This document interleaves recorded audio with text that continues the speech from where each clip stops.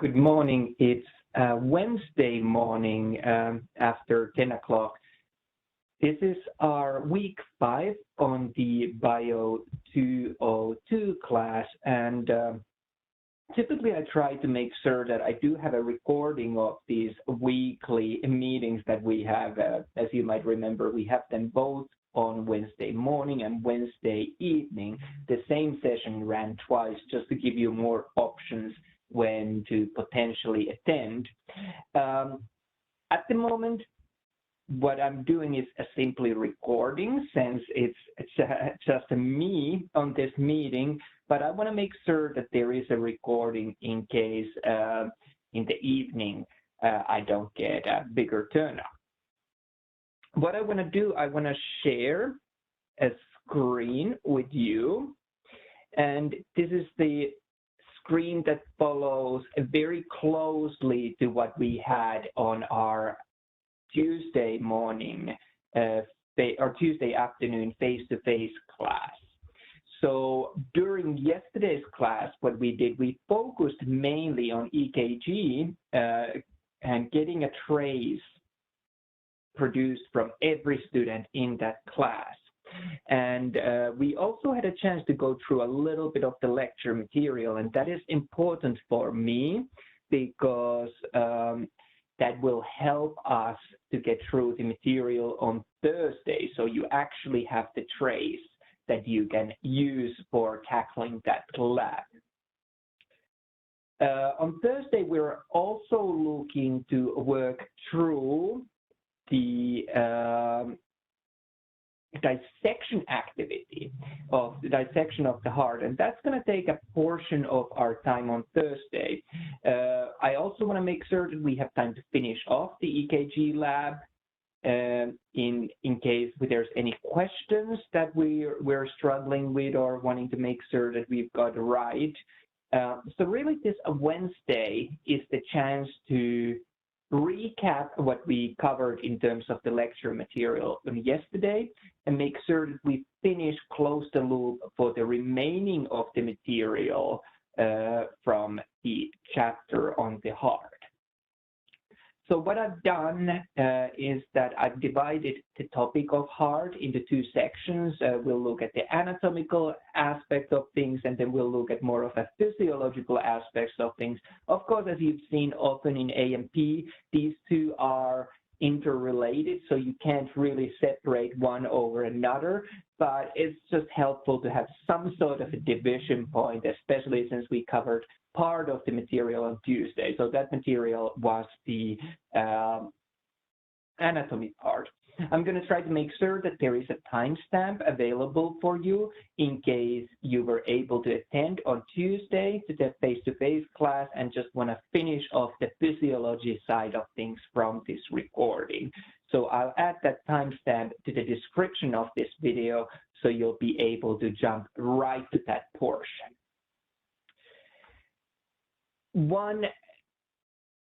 Kind of to have a quick look what we're focusing on, one thing that I do want to mention, a couple of words, is especially in terms of how the labs are graded this week, so you have a good understanding, good idea of that. So of course we have our typical quiz and our practice anatomy, both of those completed at your publisher's website, and that's linked, of course, to our learning management system. So those scores carry automatically over. So you should be able to get those tackled there. Really remember that quiz is still a learning chance. You are allowed to use your notes. You are allowed to use your textbook. What's important for me is that you realize that quiz isn't just something that I'm expecting you to race through and have all the answers. Quiz is more than anything else a chance to kind of go through a checklist that have you picked up all of the important points about that chapter. And whatever we haven't picked up, since we are doing this hybrid format this semester, we don't have time to cover everything in person in a class. Whatever we haven't been able to cover, that quiz is kind of your guide that, okay, I might need to look a little more on that topic. And as you saw from the practice anatomy in the past, it is a great way to prepare for your practical exams. So I really encourage you to take that as well as a chance, not just to race through it, but take any notes, anything you want to highlight in case, especially if you miss something, if you miss some points that, okay, what was the structure and why did I miss the correct points for that? So use both of those as a learning chance. But what I really wanted to focus was to highlight regarding the labs for this week, 2 points. So first of all, we've spent a little bit of time on Tuesday, or quite a bit of time, to make a start of the EKG lab. And what I'm looking for grading the EKG lab is that you have the trace that we just took in a class, and you're going to answer 3 larger groups of questions if you wish. And all of those together add up to 5 points. So the EKG lab is really the lab that you'll be submitting in on the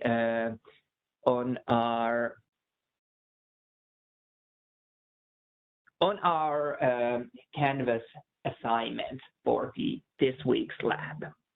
Of course, in addition to that, we are doing as well the heart dissection. And heart dissection is what we're doing on Thursday afternoon together.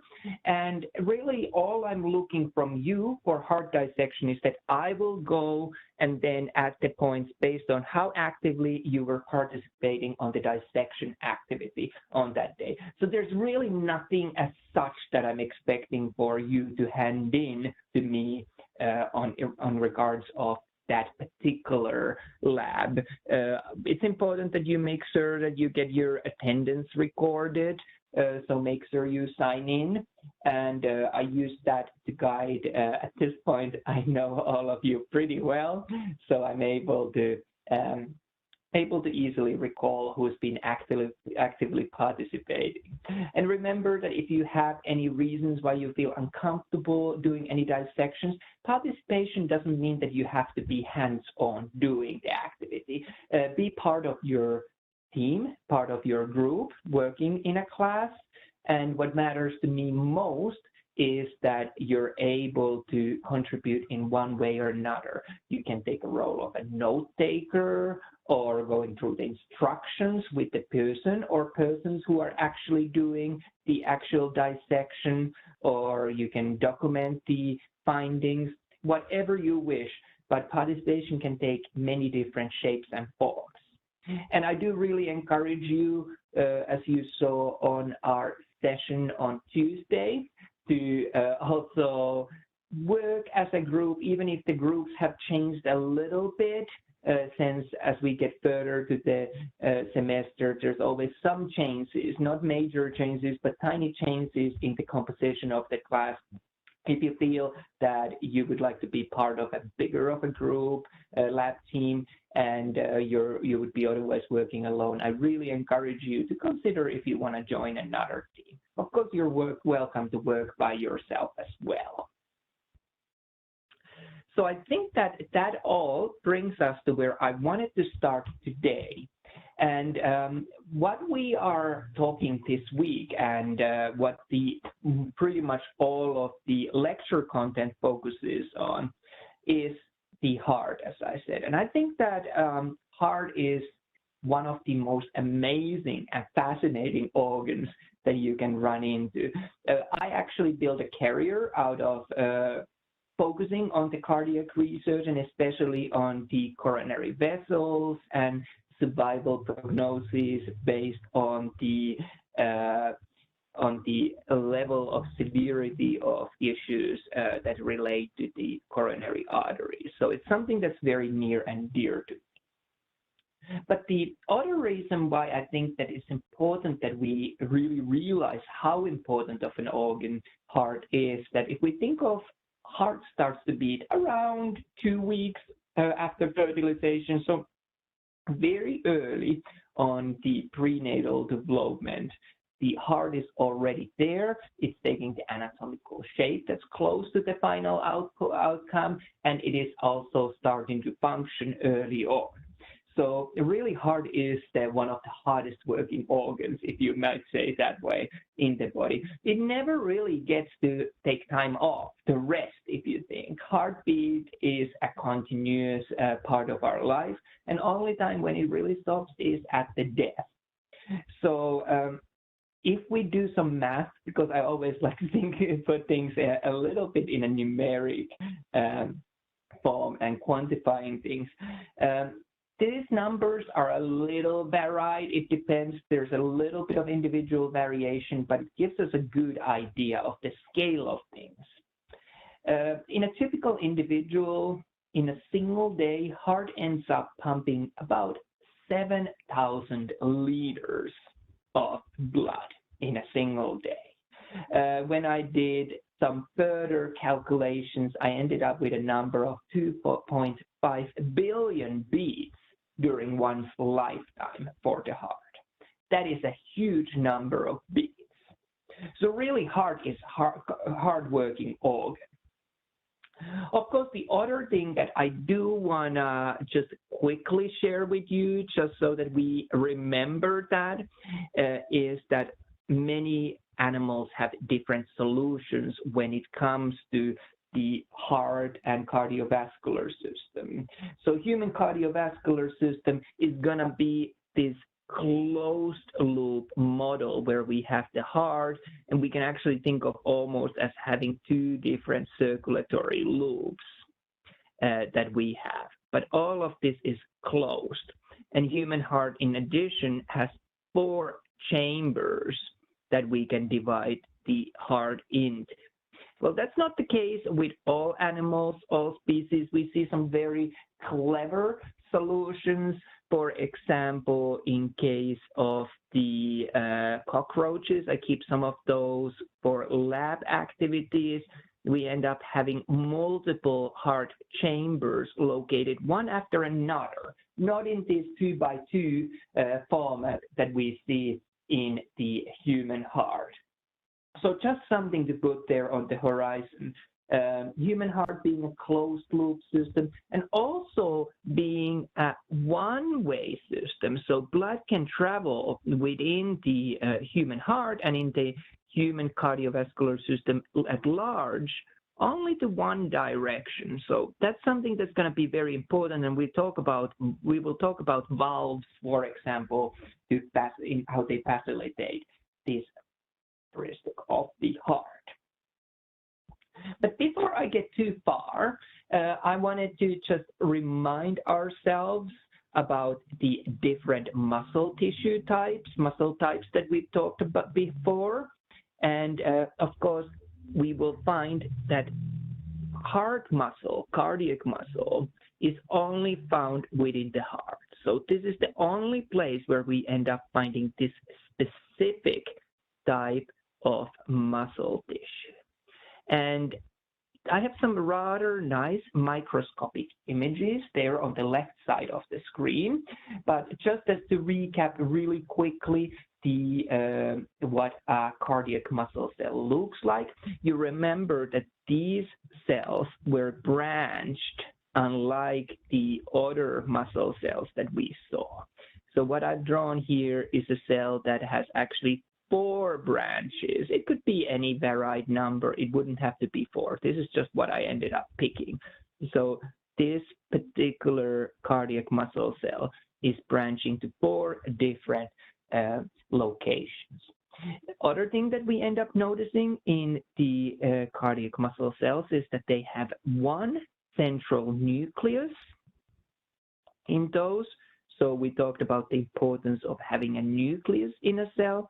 And this, unlike with some of the other examples that we've seen, is located very centrally in this cell. Another noteworthy thing is to notice that heart muscle cells had these striations. So you can really see these zebra stripes, if you wish, going through this cell. And these were thanks to the actin-myosin thanks to the filaments that we end up seeing on a microscopic level. And I think we've covered that before, so I won't go into too much of detail about that. One final adaptation that's important to notice as we are talking about the cardiac muscle cells is that we have these intercalated discs at the very end of these cardiac muscle cells. And these intercalated discs were an important adaptation that helps these heart muscle cells to pass materials and signals from one cell to another in a very easy manner. So if we think of what does heart muscle need to do, what would be one of the most important functions? Well, it is to contract form matter. We don't want one cell of the heart muscle contracting at another time than another one.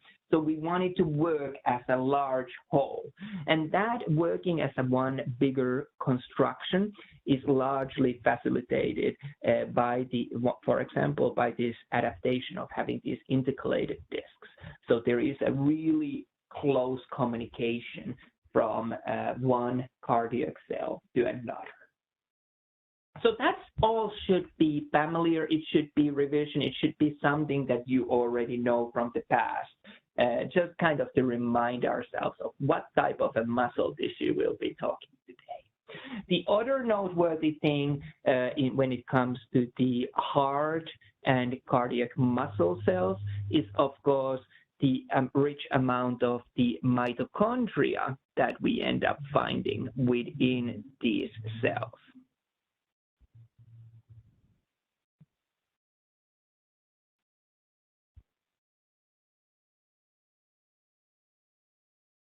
And as you ask yourself, why would we have a large number of mitochondria in these cells? Well, one good way to think about it is by noticing, and I'm just trying to clean up a little bit of the notes that came there, is to think of the function of the heart muscle cell. What it does essentially is that it will beat, and it will beat throughout your entire lifetime. So it's working extremely hard. Well, all work requires source of energy from somewhere. And in terms of the cardiac muscle cells, the energy need is almost consistent all the time. So we do need to have these cellular powerhouses, if you wish. That's the description we used about the mitochondria for the longest of time. And of course, we know now that mitochondria is not the only place where ATP, which is the energy currency in a chemical format that the cells use. They're not the only place where ATP is done in the cell, but it is still the biggest contributor to the ATP production. So I think it's fair to say that their importance should be highlighted. When we look at the heart and we think of the heart, where is it located? I think it's a good chance for us to practice our good old clinical terminology, medical terminology, anatomical terminology, if you wish. So let's have a look of what we can tell, where would heart be located. And what I have here, I have a heart showing up a little bit paler on this figure with the rib cage in front of it. So we will see definitely that heart is located above the diaphragm. And I've sketched the diaphragm here as this line that goes across the thoracic, separating the thoracic cavity from abdominal cavity. So heart is sitting comfortably superior to the diaphragm. Other thing that we end up noticing, of course, from this is that the heart is located behind the sternum, so posterior to the sternum. It would be anterior to the vertebral column. And one thing that's worth noticing is that it's slightly left from the midline. So often when I see lay people discussing about the location of the heart, they go quite far to the left on the thoracic cavity, looking to put a stethoscope somewhere here. And that's not really where the heart itself as bulk is located. It is fairly close to the midline, just slightly left from it. So just something to keep on mind so you have your correct anatomical landmarks where to look. A few other things to consider if we are considering, for example, getting access to the heart through the rib cage. Well, heart is located between the second and fourth intercostal space. So it's these spaces between the ribs, and we can count these spaces based on the ribs. So between second and fourth is where the heart would be located as. So again, I'm thinking ahead, Valentine's Day cards that I've seen some fairly interesting ones that the way to get to someone's heart is between the second and fourth intercostal space. You can do whatever if you wish to use that in your declaration of affection to someone. Can be creative and use your anatomical language if you wish. The other thing that's noteworthy, and we'll come back to this point in a little bit, is that heart is, of course, located between the lungs.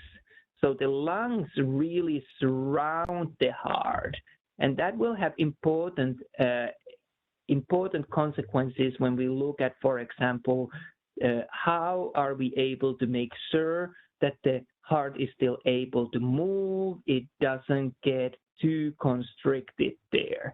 And also when we start looking at the heart, looking at the lungs, we will see certain adaptations on the shape of the lungs so that they facilitate the heart to fit in there. In particular, the left lung being smaller and having this cardiac notch, which is this depression showing the large portion that the heart is taking from there.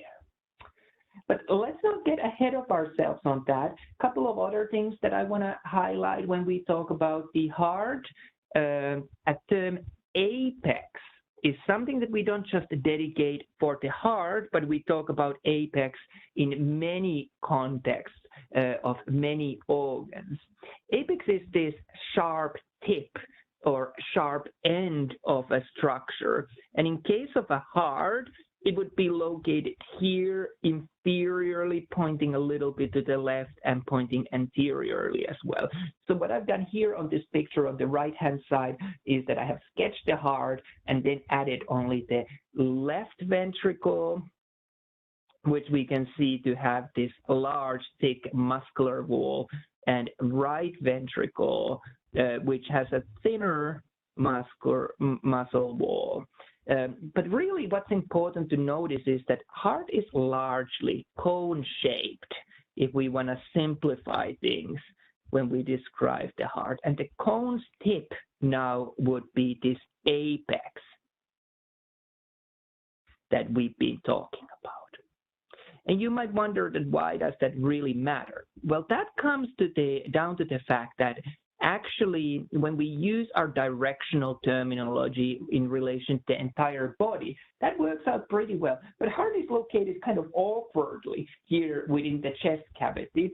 So rather than trying to describe heart and different parts of the heart as it relates to the typical anatomical directional terminology of the body, we will use whole different planes or a whole different approach on these planes for the heart. So what we will do, we will look for a long axis of the heart, which is the one that runs for the longest distance here through the heart. And then we will refer everything when we talk about the hearts in relation of considering that long axis of the heart. In terms of where is the apex really pointing, one good way to consider it is that you take your fist, and heart is approximately size of a fist. Regardless whether you're a newborn baby, youth, adult, or so on, the size of the fist for that individual is a pretty good indicator of roughly what size of a heart we're looking for. And if we think of the heart being this fist, we can think that our pinky finger would be the apex. So we can point out our pinky finger, and it gives us this long axis through the heart that we just saw. So by using that, we can position the heart and especially the apex correctly within the chest cavity. So it's located within the chest, just left from the mid-sagittal line, apex pointing anteriorly, so to the front, and inferiorly, so to the downwards, and slightly left. So that gives us a good idea how the heart would be located within the chest cavity itself. Well, now that we have done this kind of a basic understanding where to find the heart, how it is located, I think we can take a step further. And the next thing that I wanted to discuss with you is that heart is located within this sac, if you wish. And this sac that I'm referring to is known as our pericardium. So pericardial sac is what surrounds the heart. And this is a double membrane structure. And inside of this double membrane, we have then liquid. It's not fully bloated as a balloon with liquid, but there's some liquid, and the liquid serves a purpose of allowing a little bit of reducing the friction between these layers so that they are easily able to slide past each other, which really serves an important role if we again remind ourselves that the heart was located here between the lungs. Well, we don't want the lungs to restrict heart's ability to move. So what happens instead is that this pericardial sac makes sure that the heart is able to move, extend, shrink quite freely within there. Another important reason why we end up seeing these sacs or compartments within the body refer to what we were talking about, spreading of infections and inflammations, for example. Now heart is separated, kind of isolated on its own. So if there is an inflammation somewhere else in the body, it's likely not able to spread within to the heart because it is separated also physically from the rest of the body. The only parts where the sac is not complete are right here at the top where we have our great vessels. But that works in a great way as such, of kind of compartmentalizing. I often think of this, I spent a lot of time at one point of my life on the ferries and ships where we have also passenger departments. A lot of ships are separated into many compartments. So if there would be a breaking of the ship's outer lining somewhere, the water flowing into the ship could be restricted only to that section, and the ship wouldn't then sink because of that. So that's why I think of a lot of this as it relates to the human body, that we try to have these compartments. So if issues appear, they won't be spreading to all parts of the body. Let's have a look at this pericardial sac in a little more detail here. So there's two layers, as I mentioned. The outermost layer, the one that's further away from the heart, is going to be our parietal layer. And the innermost layer that's right against the heart muscle itself is going to be our visceral layer. And the cavity in between, like we discussed, was our pericardial cavity. Some fluid there facilitating the easy sliding of these membranes past each other, facilitating also, for example, the separation into these different cavities, so we don't end up with issues for that.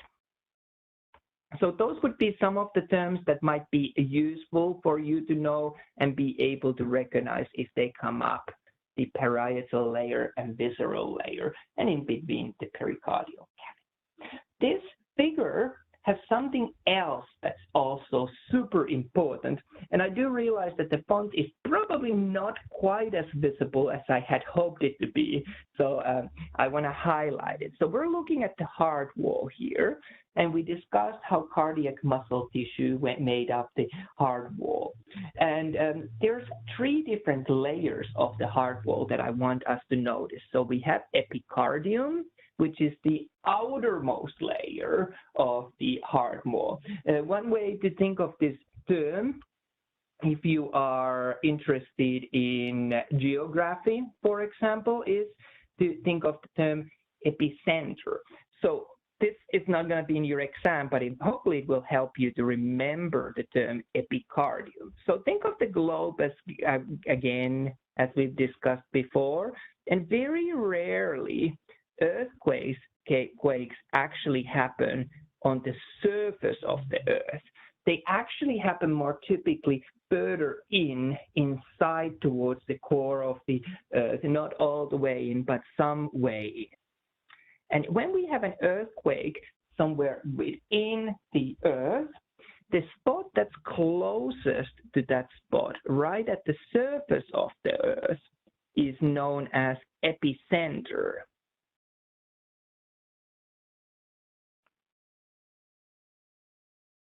So that's the spot right at the surface of the earth. So the same logic can be used for the name of epicardium. So it's the layer that's closest to the surface. So I don't know, I hope that that helps you to think of that term. If not, do not let that bother you. Well, the layer that's then the closest to the inside of the heart is going to be endocardium. So it really is the innermost layer. And in between these two, we have myocardium, which actually forms majority of this cardiac muscle, and it's the thickest of these layers. And this is really the layer that's this fleshy, meaty part, and the layer that we tend to study when we study the heart muscle, especially when we do imaging of the heart muscle.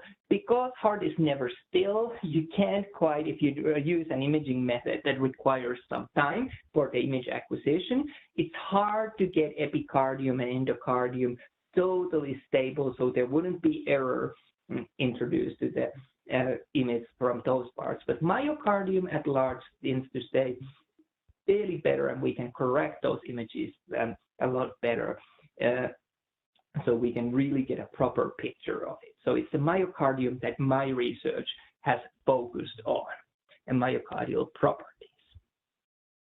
Well, of course, when we talk about the terminology, we also want to think of how does it relate to the clinical relevance, which is probably one of the things that most students are here for. They want to go to clinical practice. They want to apply. We're not going to see only healthy people. We're going to see people who have issues.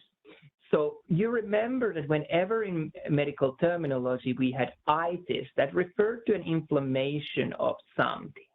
And in this case, pericarditis, of course, is going to be the inflammation of the pericardium. How you will hear this with stethoscope is as this kind of a creaking, crackling sound when you listen, so you can tell that something isn't quite right there. And I provided a little bit more information about that on our full lecture video. So on this kind of a review session, I'm just leaving it to that. What I do want us to spend some time on, though, is to describe the heart as it relates to the larger circulatory system. So really, human heart is sometimes described as being made of 2 hearts beating as one. So let's have a look at what we're talking of that. The simplest way to draw a heart, and I sometimes challenge my students that let's race who can draw a heart the quickest, is to draw a box that's divided in 2 horizontally and vertically. So it really is just a box 2 by 2. But this box 2 by 2 gives us the 4 chambers of the heart.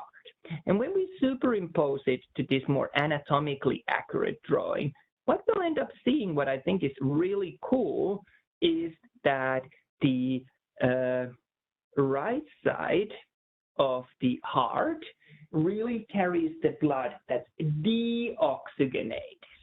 And you might remember when we talked about the blood, we noticed that deoxygenated blood was typically coming from the body.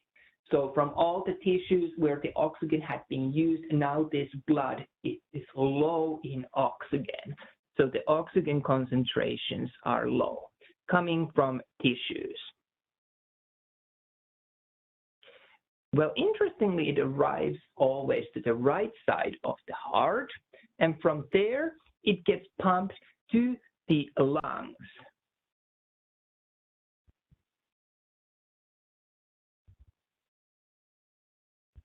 And why this is important is that the right side of the heart, it is the collecting part for the blood from the body, and it also is the pumping side for the blood to go to the lungs. And we'll talk about why this would be particularly important when we consider the pressure difference between the right and left side of the heart in just a bit. The other side, so our left side of the heart, carries oxygenated blood. And this blood now is going to be rich in oxygen concentration. It is coming from lungs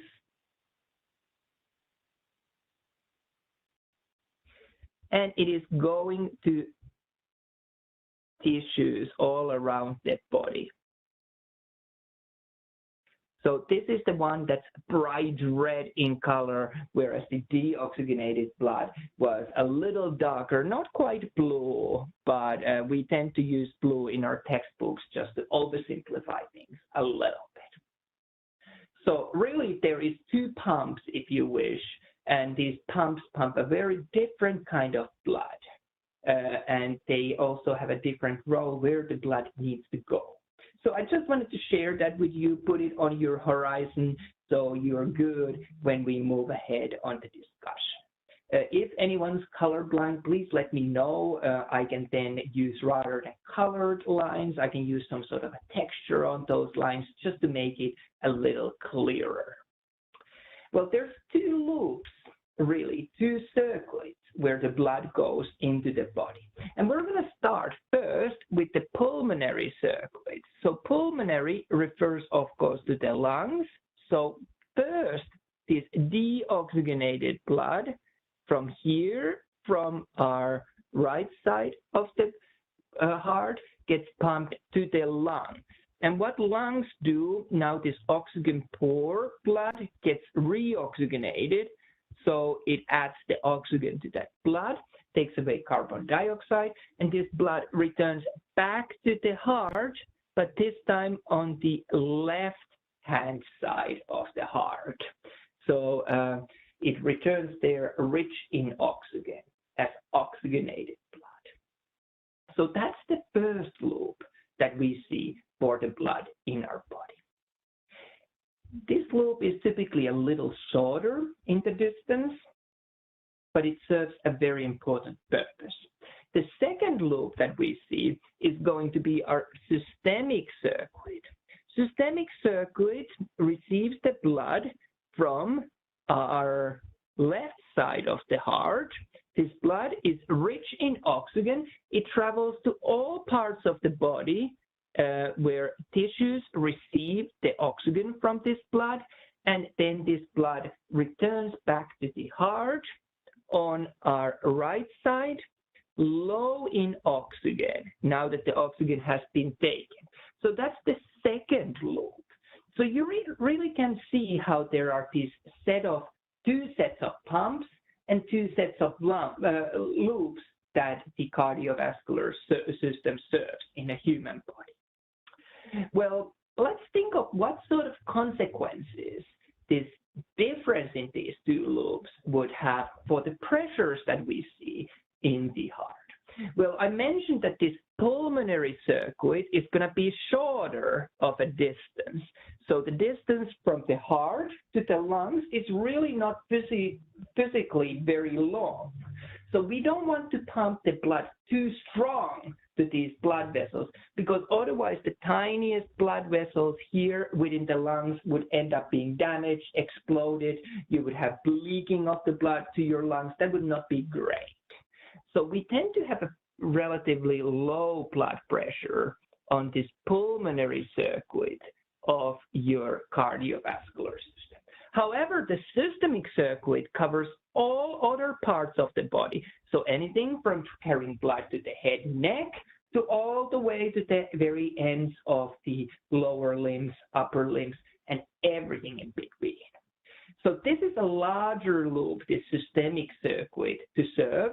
There's much more blood vessels. There's much more smallest of blood vessels as well. So we need more force for the blood to be pumped into this circuit. So there is a higher blood pressure on this circuit. I hope that that makes sense and that kind of adds up to what we've been talking so far. Well, I think what we should do next, we should talk about the chambers of the heart. And earlier on, I mentioned that I raised my students to draw a heart. I do actually enjoy also drawing it anatomically correctly, as we're seeing here. And we can do that together a little later. But what I want to do at this point is to point out the 4 chambers that we can see with our simple drawing the box approach, or by using this anatomically more correct diagram of the heart. So regardless, we see the same chambers, and you don't need to be an expert in arts to be really good in anatomy and physiology. It's just my way of thinking to draw things out. So if that helps you, I just want to offer that tool, but I am not expecting that you need to be thinking of the world and thinking of the things the same way that I do think. So I'm just trying to offer different approaches. So let's look at these chambers that we have for the heart. So first of all, what we want to notice is that I mentioned that heart can be divided into right and left side. And remember, this right and left is always as it is in the patient's relationships. Patient's right, patient's left. So what we're doing here, this heart that we're seeing, is as if we would have opened the chest cavity and we're looking into the patient's chest. And we have also cut the heart open to see all these beautiful structures inside. So what we would have here, we would have our right side, and we would have our left side. So that's going to be important for us to notice. So we have 2 chambers on the right side, 2 chambers on the left side. And these chambers that are, if you wish to describe them as the higher ones or more superior in their locations, they are known as atriums. So we have our right atrium and left atrium. Anyone who's interested in architecture will see that the term atrium is used when we describe in buildings this space where you receive the people, or people first arrive before going to the other parts of the building, kind of a whole kind of an entrance pathway. Well, you can think of the blood entering to the heart into an atrium just as well. So I hope that that comparison helps you to remember. So we had our right atrium and left atrium. In addition to that, we have these 2 other chambers that are further down, more inferior if you wish, and these are going to be our ventricles. So again, we have a right ventricle and left ventricle. And again, I think my screen is at this point of the semester already saying that I worked hard, so I'm going to try to avoid those errors that it picks up sometimes and just tidy up the drawing as we go along. So we have a right and left ventricle. Ventricles are responsible for really pumping the blood out of the heart. So we'll notice that the right side had the atrium, the receiving part, and then the right ventricle. And right ventricle, it does have a little more muscular wall because this is now part of the pump. But if we compare it to the left ventricle, the muscle wall is much thicker in the left side, in the left ventricle. Remember the pressure that we needed for the right side of the heart, pumping the blood to the lungs? It was nowhere near as much as we needed for the left side, which pumped the blood to the systemic circuit. So I hope that that kind of helps you to already see some of the anatomical differences of these two sides in the heart. So again, just to kind of recap what we discussed, let's take our more simpler box drawing. We have our atriums, the parts where the blood enters to the heart on right and left side, and we have our ventricles, which were really the pumping parts that pump the blood out from the heart, either to pulmonary or systemic circle. And now what we can do, we can follow the path of the blood as it comes to the heart. So blood comes first as deoxygenated blood from the body to the right atrium through two blood vessels. We have our superior vena cava and inferior vena cava. So the blood vessel coming from the upper parts and blood vessel coming from the lower parts. So two blood vessels that bring blood largely to the right atrium. There's a little bit more that happens there, but we are going to settle ourselves at this point to superior and inferior vena cava.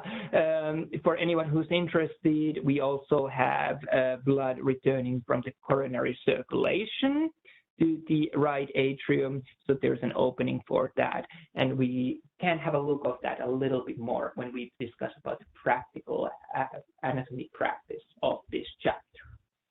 Well, now the blood has came, and this blood is deoxygenated, so low in oxygen.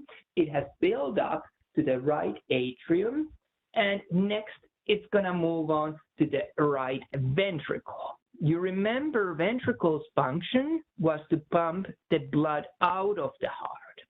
So what happens now, we have a little bit thicker wall for the right ventricle, and it's going to pump blood out to our lungs. And there's going to be pulmonary trunk right out of the heart, and pulmonary trunk divides into two, one for left and one for the right side, and then carries the blood to the lungs. Of course, this diagram is not quite accurate since I've drawn it in this much simplified way. The blood from right ventricle to the pulmonary trunk does not go through the right atrium anymore. So this part of the blood flow is actually located behind the right atrium. Just for the sake of simplicity, I kind of left it as it is there, but it would not go the blood back to the right atrium. Remember, we have unidirectional flow of the blood, only one direction of the flow of the blood. So now that the blood has been to the lungs, we remember the important function there was for us to oxygenate this blood. This blood is now rich in oxygen. So it comes back from the lungs to the heart, and actually this blood comes back to the left atrium through 4 different vessels. But again, I tend to see that we simplify on our diagrams, textbooks simplify, and so on. So we don't always draw all of those. Blood from the lungs, now rich in oxygen, pools to this waiting area, hallway, entry space, left atrium. From there, the blood is going to travel to the left ventricle. So again, remember this unidirectional flow of blood. So we're ensuring that the blood can go only to one direction and one direction only.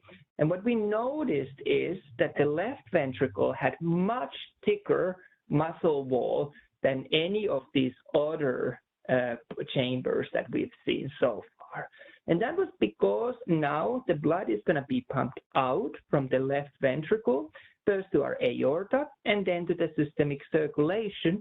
And that needed a lot of pressure so we can really pump that blood out and get it to all parts of the body. So that's why we had this thicker muscle wall at the left ventricle. The other thing to notice, again, blood does not go back to the left atrium. This portion of the arrow would be behind the heart. So I've just kind of not drawn it there in that way, but remember, the blood flows only one way and one way only. So that's a rather good quick outlook of the flow of the blood. Of course, then this oxygenated blood goes to the tissues and comes back as deoxygenated, all the way back where we started our discussion here, blood coming to the right atrium through superior and inferior vena cava. Well, let's put these chambers now to this more anatomically accurate drawing of the heart. So we have our atriums, and we remember our atriums were the waiting spaces, if you wish to describe them in that way. So we have one at the right side receiving blood from superior vena cava and inferior vena cava. We can see them just slightly peeking on these images. So inferior vena cava draining the lower parts of the body, superior vena cava draining the upper parts of the body. Blood builds up there to the right atrium. Then blood has to travel to our right ventricle. And so that the blood can travel to only one direction and one direction only, we have an adaptation here. We have valves. This valve lets the blood to go from atrium to ventricle, but not back from ventricle to atrium. So that's what helps us to make sure that the blood travels to one direction and one direction only. So blood builds up to the right ventricle, gets squashed out. You notice that there was a little thickness to this wall of the right ventricle, and it goes to the pulmonary trunk. Pulmonary trunk then divides into two and goes to the lungs. But what you'll notice here again, there is another valve, and the function of this valve is to make sure that the blood can travel to one direction from the ventricle, right ventricle, to the pulmonary trunk, and only to that direction, not backwards. So another valve there. So that's something that we will come back a little bit later.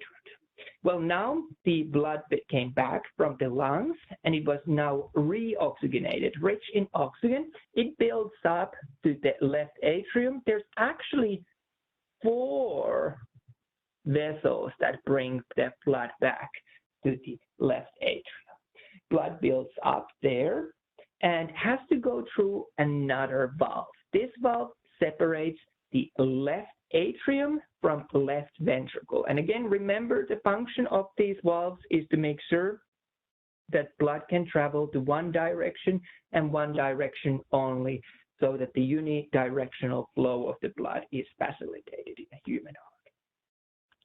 Well, once the blood has passed through that to the left ventricle, we notice that left ventricle had the thickest muscle wall of everything, of all of these valves, all of these chambers that we've seen so far. And this was because left ventricle pumped the blood out to the systemic circulation.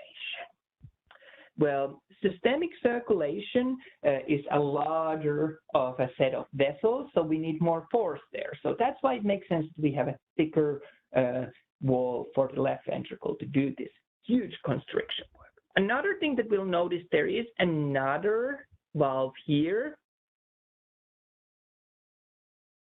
that separates the left ventricle from aorta. And this valve we can add to this diagram as well. So 4 important valves, each of them making sure that the flow of the blood is unidirectional to one direction and one direction only. And I think what we ought to do, we ought to highlight one more structure that I really like to ask in an exam.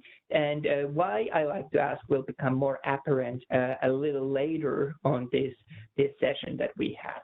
But the two ventricles are separated by interventricular septum.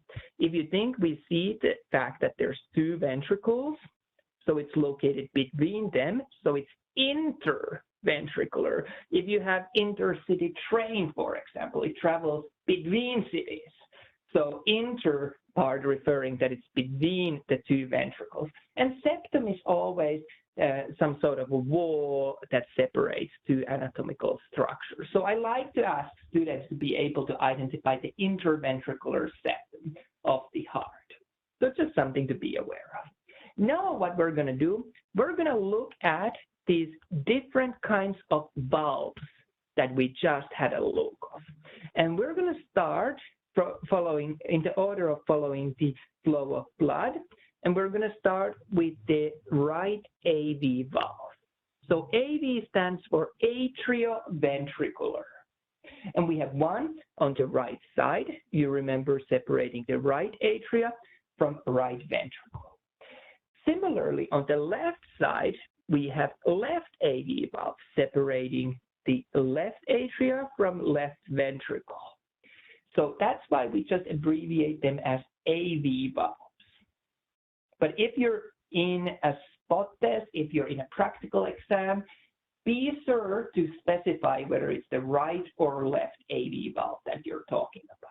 Just saying that it is an AV valve will only earn you, in my class, half of the points. You need to be a little more specific for the full amount of points. But those are not the only names that we can use when we describe these two valves. What we end up noticing, we end up seeing some anatomical differences between these two valves that give rise to differences in the names that we see. So let's have a look first of the right AV valve. The picture that you see at the left upper corner of this image is, or this slide is looking at the heart downwards from top to down, so from superior aspect of the heart. And what you'll see that the right AV valve has been circled here. And when we look at it, we can see that there are 3 leaflets that make up this valve.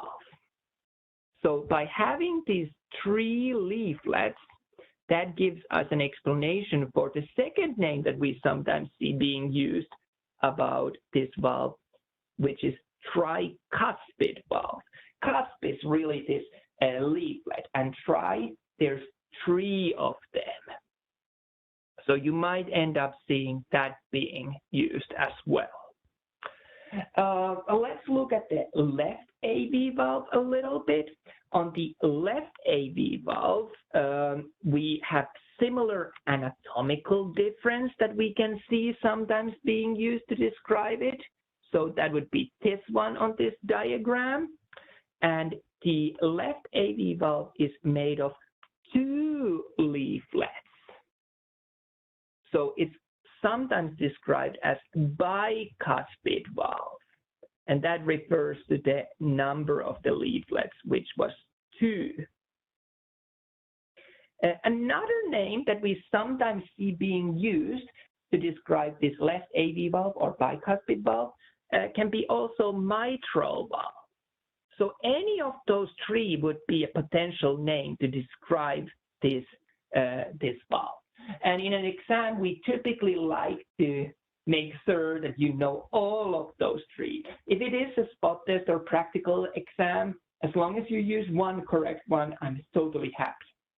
If you use more than one correct ones, you'll get then double points or triple points, depending on how many of those you used. In an exam portion of the testing, I could set up a question so that I make sure that you know all of those names.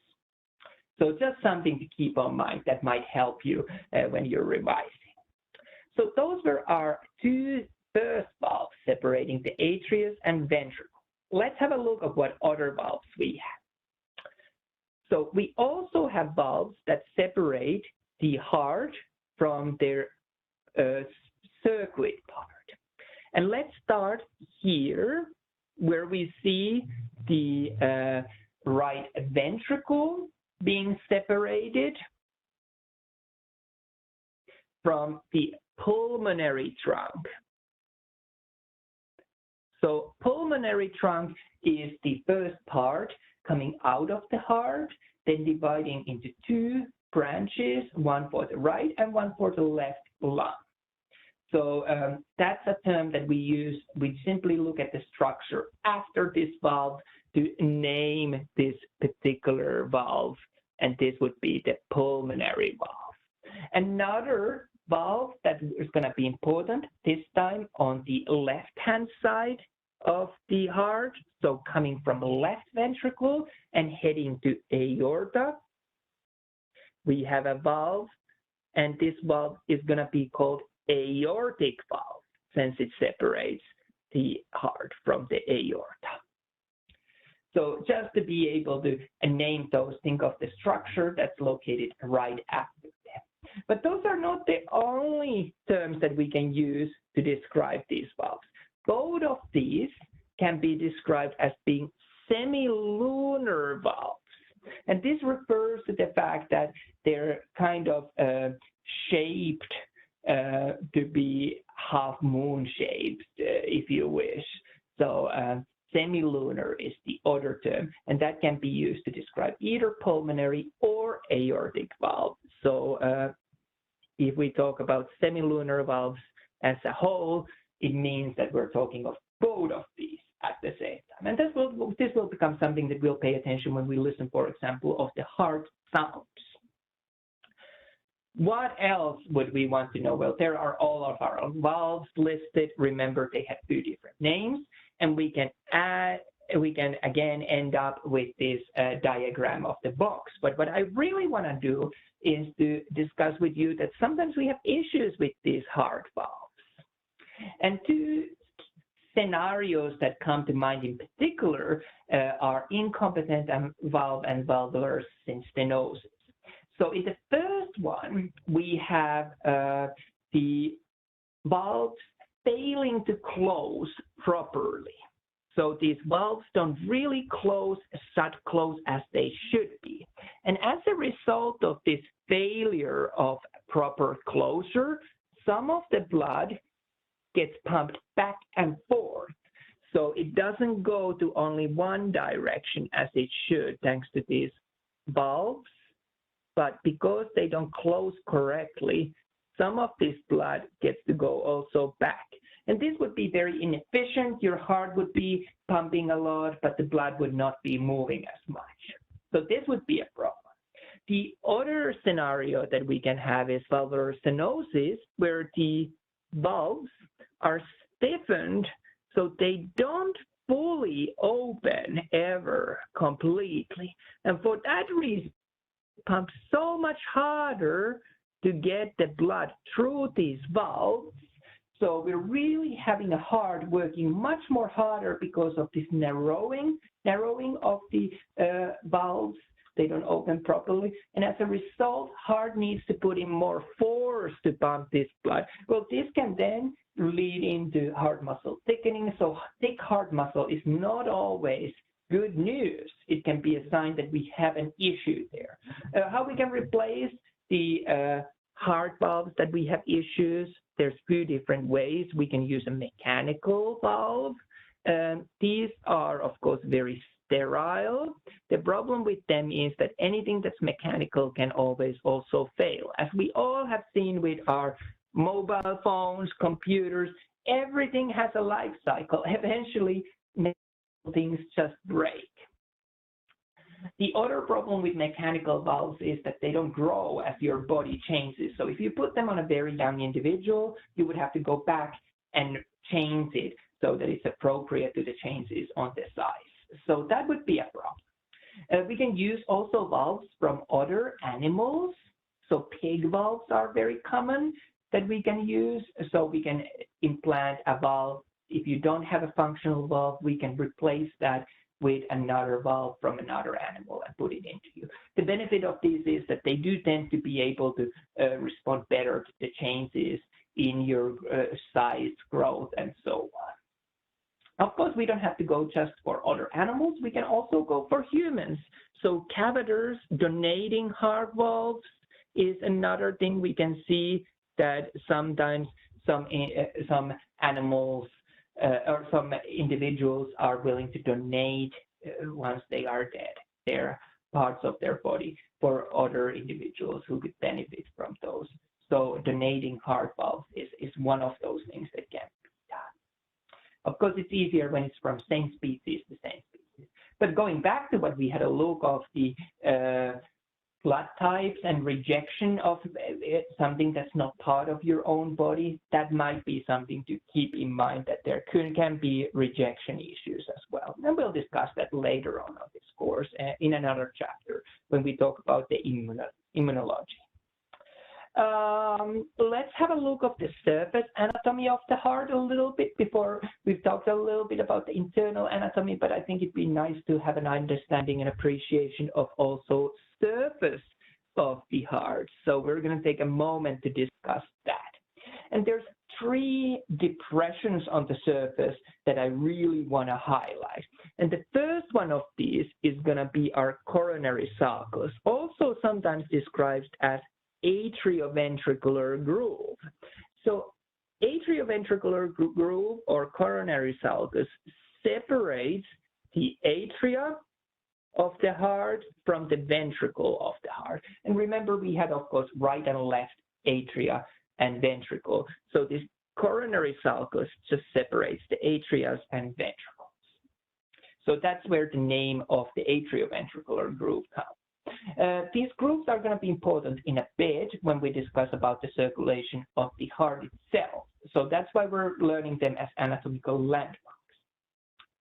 The second groove that I wanted to discuss with you is the interventricular sulcus on the anterior side. So we're looking at the heart here on the anterior side. So as we would have removed the chest cavity and looking into the patient, so that's the anterior side that we will see. And his interventricular sulcus separates the right and left ventricle from each other. So we have this depression there as well.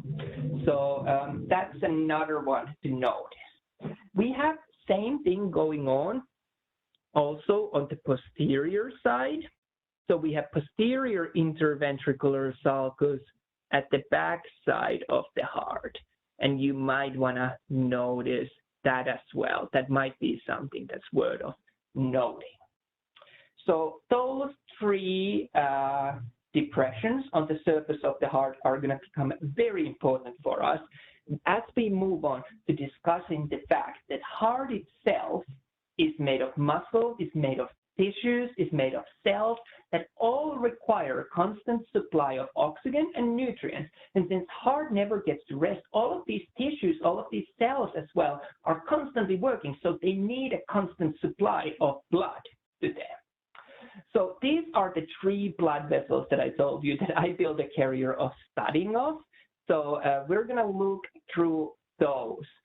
Really, coronary circulation is the shortest circulation in the body. I've talked about the pulmonary and systemic circuit, but there is the third one, and that would be our coronary circuit.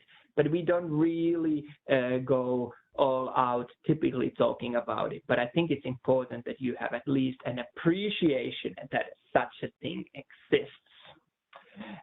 When we think of the heart and what heart does in terms of the chambers, we notice that the left ventricle has the thickest wall. It's also the one that works the hardest. So left ventricle really receives most of this blood that gets directed to the heart. And this circulation takes place during the time when the heart is relaxed. So that's when the blood flows to the heart muscle itself. And there's 3 coronary arteries that I want to discuss with you and that are going to be important for us. Well, everything starts with the left coronary artery on the left side, but left coronary artery soon divides into 2 different parts.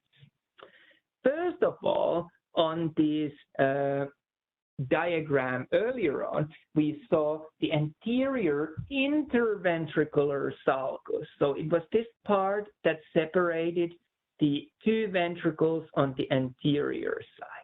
Well, within that part, we have our left anterior descending vessel, sometimes abbreviated in medical language as LAD.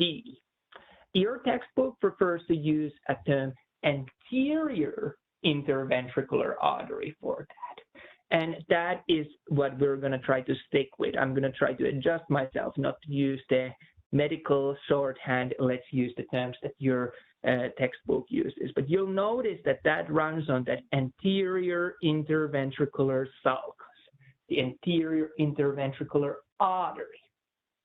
So that brings blood that's rich in oxygen, rich in nutrients to the heart itself. The second branch that came out from the left coronary artery is going to be our circumflex artery. And you'll notice circumflex artery loops around the heart to the posterior side, to the back side. So circumflex artery or left circumflex artery, if you want to be very specific when you talk about that. So those were the two branches of the left coronary. Let's have a look what else we are going to have. Well, not surprisingly, we're going to have then also right coronary artery. And right coronary artery is going to run first on the front side of the heart, anterior side, and then on the posterior side within this AV space between atrius and ventricles. So again, going back to our diagram here, we had the coronary sulcus or atrioventricular groove, and this is where the right coronary artery and also the circumflex artery initially run.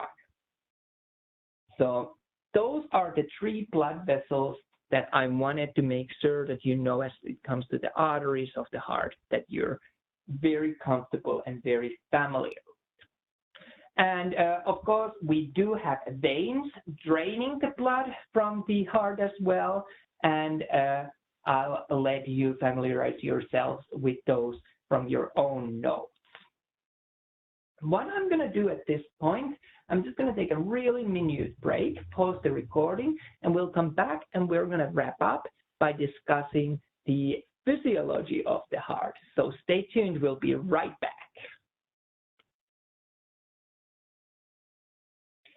So perfect, thank you for sticking around.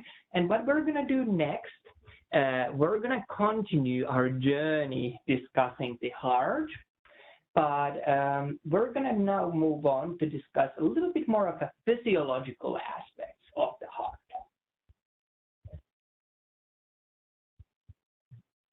So let's have a look at that. What sort of important things we can notice that we should know regarding that. I'm going to try to stick to the only core points. Like I said, you can get more detailed information in our full lecture videos that have been made available for you at the Canvas. But when we talk about the physiology of the heart, we really need to think about what is the main function of the heart and heart muscles. Well, we need to have this heartbeat coordinated, so it's very consistent when the heart contracts. And this is accomplished by two things: having these cardiac muscle cells synchronized. And you remember, for example, the structure intercalated discs, which is going to play an important role in that. The other thing that we notice is that we have a great conduction system for the heart as well.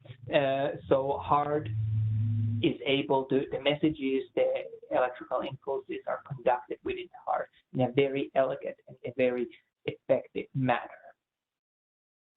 Well, when we think of these action potentials that are these signals passing through the heart, we might want to think back to when we discussed about action potentials of the nervous system. And you remember the nervous system action potential looked something like this. So this is just a sketch. It's not the fanciest drawing I've ever done. but it gives you an idea what a nervous system action potential looks like. You remember it was about negative 70 millivolts, the resting potential. It shot a little bit over 0 millivolts, so slightly positive within the nerve cell when an action potential passed there. The important thing to notice is that nerve cell action potentials lasted, they took only about from 2 to 5 milliseconds to pass within that neuron. Whereas within the cardiac tissue, the action potential now has a little different shape. We can see still the same elements as we've seen before, but the shape is a little different there. The most noteworthy thing, I think, is with the cardiac action potentials is that they take much longer time to pass. So they're much, much, much slower than the nervous system action potentials. And I think this would make a really good exam question because it allows you now to draw connections and compare and contrast between the systems that you have learned about. So it really pushes you a little further than just focusing on one system at a time. And that's important if we want to have a holistic, good understanding of the human body. Well, with all that in mind, I think what we should do next, we should follow the electrical conduction through the heart step by step and have a look of what we can see there. So the cardiac conduction of the impulses, it all starts from SA node. And I've highlighted the SA node here on that diagram that we have on the right-hand side of the screen.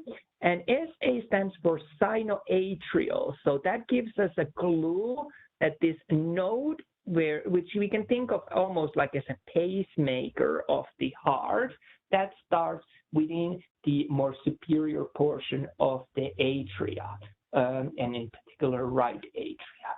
So that's the first part that we want to notice where everything starts. Well, these signals, action potentials from there within the heart, then progress through the atrial wall.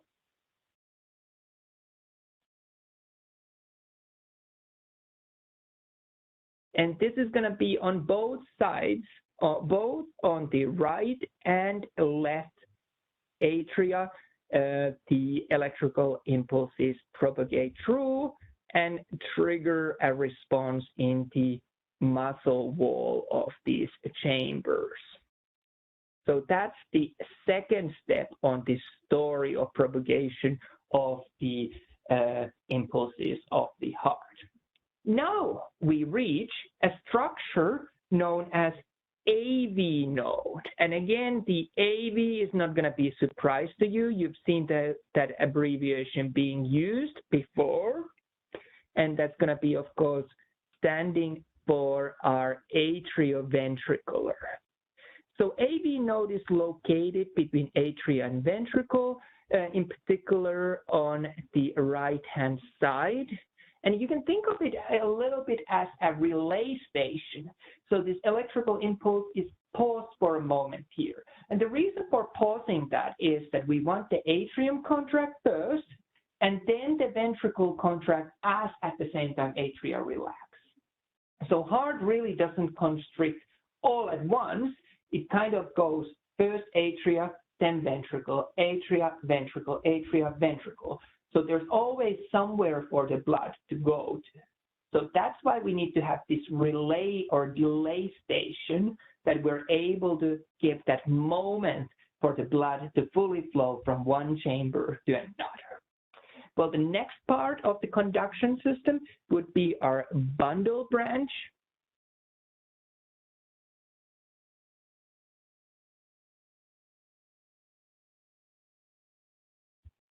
And these are, of course, the most superior portion of our interventricular septum. So within there, there's also nervous conduction of the cardiac action potential that's going to be important for us. So I wanted to highlight that portion. So directly after the AV node. And after that, we get on to our Purkinje fibers.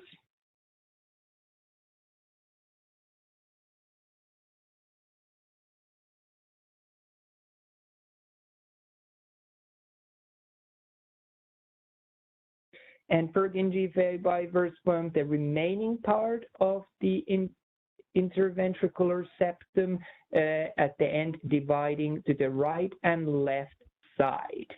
So hopefully that kind of helps us to locate things there.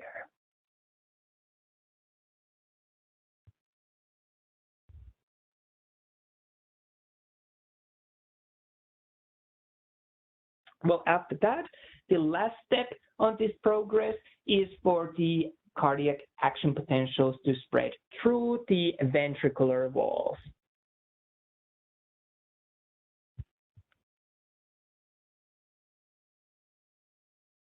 And that triggers the ventricular contraction to take place.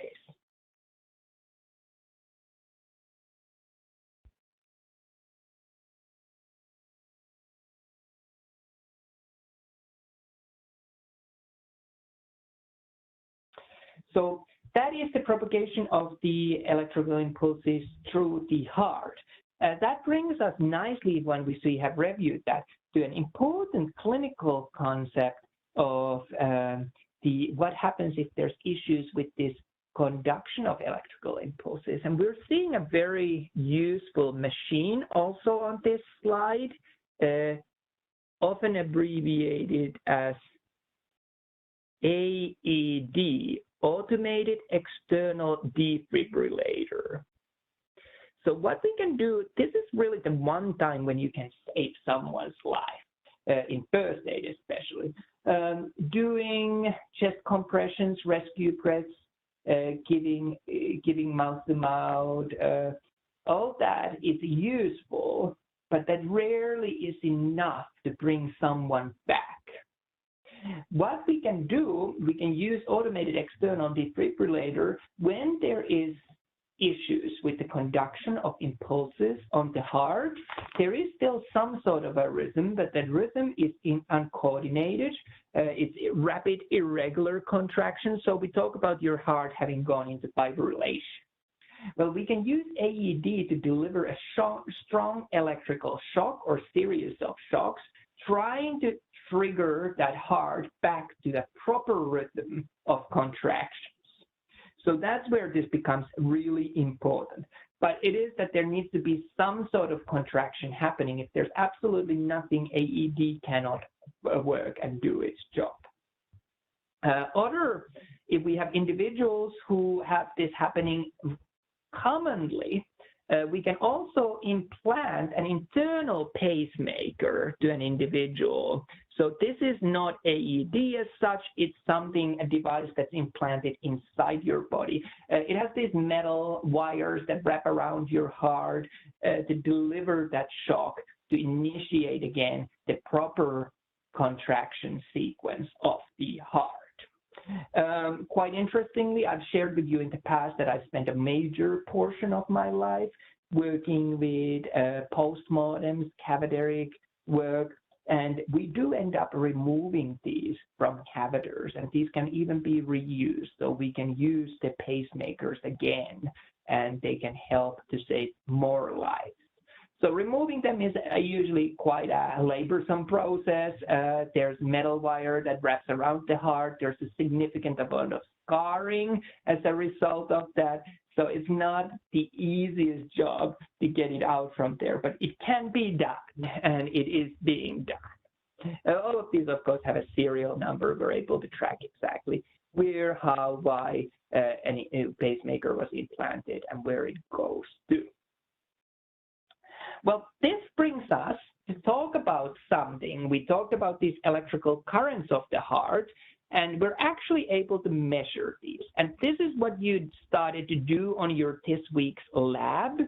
And I think it's very worthwhile for us to talk a little bit about that to highlight the importance of the lab and why you did it.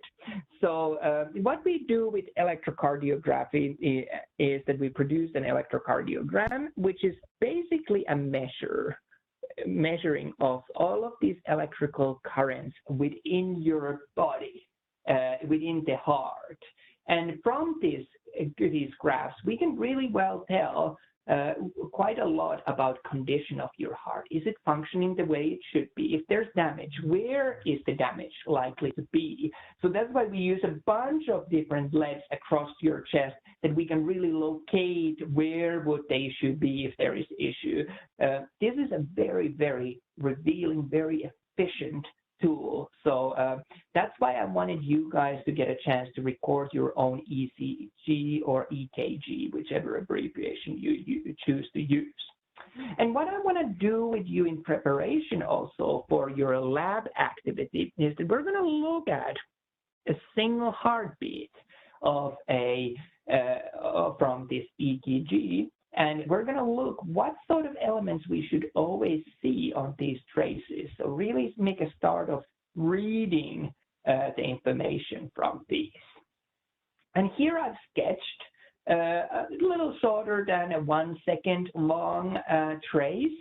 And we can see there really 3 main events that are important for us to know. So we're going to start with the P wave. So P wave is the first of these bumps, if you wish, that we're going to be able to see on this trace. And during the P wave, the SA node and atria are depolarized. So that's a signal that electrical current there, that event has happened.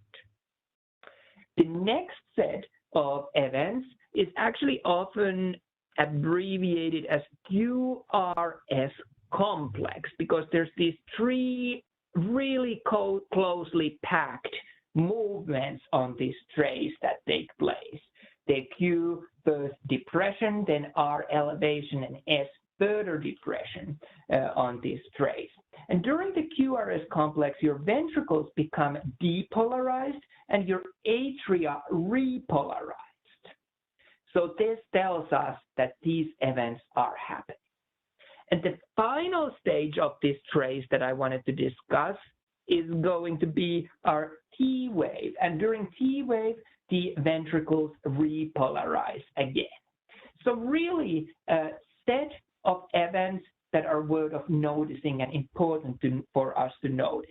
And what we end up doing in your lab and what we end up doing in clinical practice, we're looking for presence of these, the shape being normal, but we're also looking for the distances between these events. So we're looking at various intervals, segments between these events, and looking, are they right length, are they in right proportions, are they appearing correctly?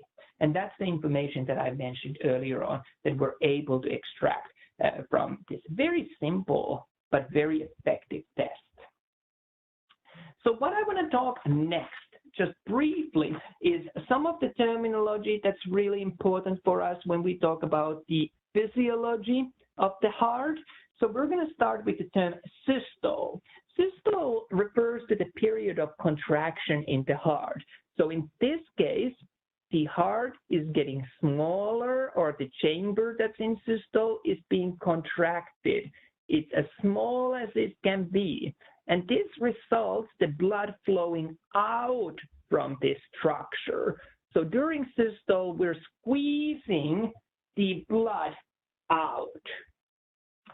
Instead, during diastole, we're talking of the period when the structure or the chamber is relaxed. So now it's as large as it can be. And during this period, now blood would be flowing into this chamber or into this part. So remember, systole, period of contraction; diastole, period of relaxation. One more term that I think is quite important for us to appreciate is the cardiac cycle. And cardiac cycle simply refer to one full cycle of events during a complete heartbeat. So all of those steps that need to take place during one complete heartbeat. So another important term for us to notice. And again, my screen is a little bit acting up, so let's correct that so we have a little bit nicer notes visually. So cardiac cycle was the last of these three terms that I wanted to introduce. Now what I want to talk about is what happens when we listen to heart with a stethoscope. We can typically hear two heart sounds. They are often described as sounding a little bit different by lub and dub, lub, dub, lub, dub. So there's these two events, sounds that take place one after another. The first sound that we end up hearing is actually our AV valves shutting close. So that's the sound that we hear when we hear the lub part. The second sound is the semilunar valves. So you remember our pulmonary and aortic valves, them shutting close. So these take place slightly at different times because of that delay in the electrical conduction, that we're able to squeeze the blood out of the atria. Then the AV valves can shut close, lub sound, and now we're squeezing blood out of ventricles. We're hearing this dub sound once that's over, and the semilunar valves shut close. So those are the two sound sides that we are sounds that we're trying to hear. And we can listen different parts of the heart, and in particular different valves of the heart, by placing the microscope to different parts of the chest. So that's a nice thing to notice. Really, that's why you tend to listen for each of these different heart valves. When you're closer to the particular valve, you're hearing mostly the sounds of those valves. So that's what the doctor is doing when they're taking the stethoscope and listening different parts of your chest. A colleague that I really respect of mine actually wrote a very interesting paper about the stethoscopes and history of stethoscopes and how stethoscopes are associated as a sign of being medical professional, medical doctor, what sort of an emblem of the role that is. So that's something that's worth of checking. If you're interested, I'll be happy to share the paper with you. Finally, to kind of piggyback on these valves and what we've discussed, we can also hear heart murmurs. These are abnormal heart sounds when there's some sort of obstructions, issues with the valves functioning like they should be.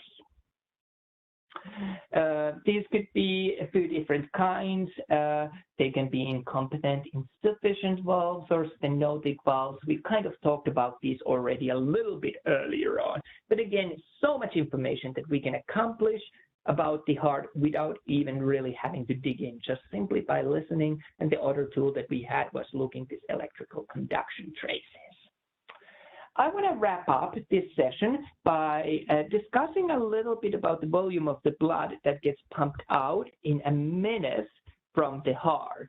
And the measure that we talk about when we talk about that is our cardiac output.